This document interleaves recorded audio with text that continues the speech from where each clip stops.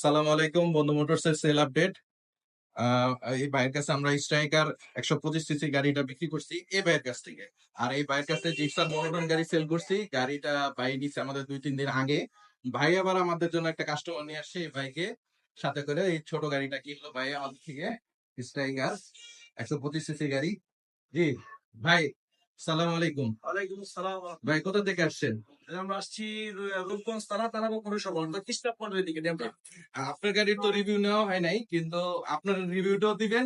আর এই ভাইয়ের জন্য যে গাড়িটা নিলেন, হ্যাঁ, এখানে তো অনেক বাইকের শোরুম আছে, আপনার তো ঘুরে গেছেন। জি জি জি। তাই এই দোকানের থেকেই কেন গাড়িটা কিনলেন? ভাই আসলে কি আমি অনেকগুলা গাড়ি দেখেছি, বাট অনেকগুলা দোকানের সাথে মোটামুটি ভালো সম্পর্কই আছে, যেহেতু আমি গাড়ি অ্যাভেলেবেলি মানে চেঞ্জ করি।